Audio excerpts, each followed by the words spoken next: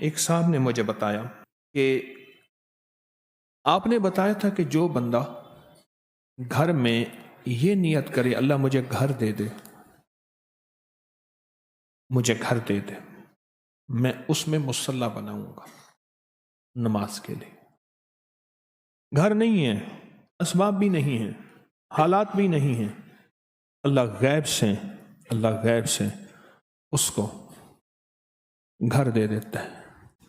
وہ صاحب کہنے لگے کہ میں نے یہ نیت کی کہ اللہ مجھے گھر دے، میں اس میں ایک جگہ چھوٹی سی 2-3 جائے نمازوں کی، 4 جائے نمازوں کی، اس کو میں مختص کر دوں گا، مخصوص کر دوں گا کہ میں نے یہاں مصلی بنانا ہے۔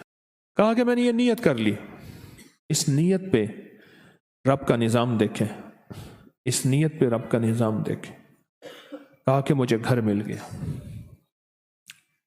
پھر ایک عجیب بات اور کہی، یہ کہا کہ میں نے آپ سے درس میں سنا تھا کہ یا اللہ مجھے گھر دے، میں مہمانوں کی نیت کرتا ہوں، مجھے گھر دے، مہمانوں کی نیت کرتا ہوں۔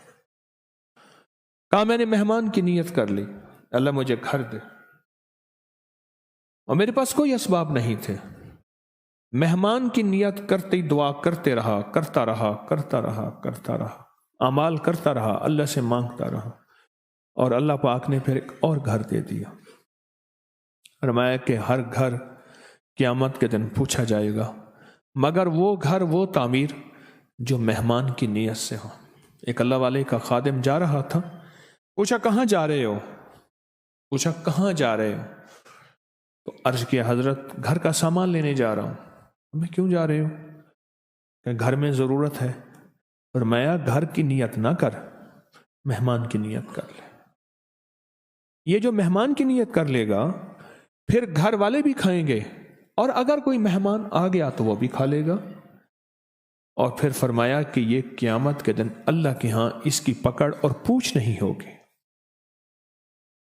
پھر ایک اور نے ایک بات بتائی، میں یہ چھوٹے چھوٹے عطا کے بہانے بتا رہا ہوں اس کریم کے، اس کے دینے کے بہانے ہیں کہ بندہ ایسے تھوڑی سی نیت کر لے، تھوڑا سا خیال کر لے، تھوڑا سا گمان کر لے، تھوڑی سی نیت کر لے۔ اب ایک اور سن لیں۔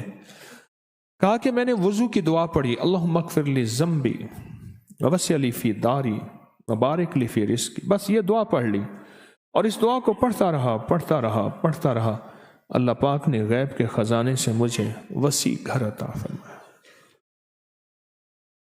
اس شہنشاہ کے دینے کے بہانے ہیں، تو جب وہ دینے پہ تیار ہے تو ان چھوٹی چھوٹی چیزوں کے ذریعے اس کریم کی رحمت کو متوجہ کریں، اس کریم کے فضل کو متوجہ کریں، اور اس کے کرم کو متوجہ کریں۔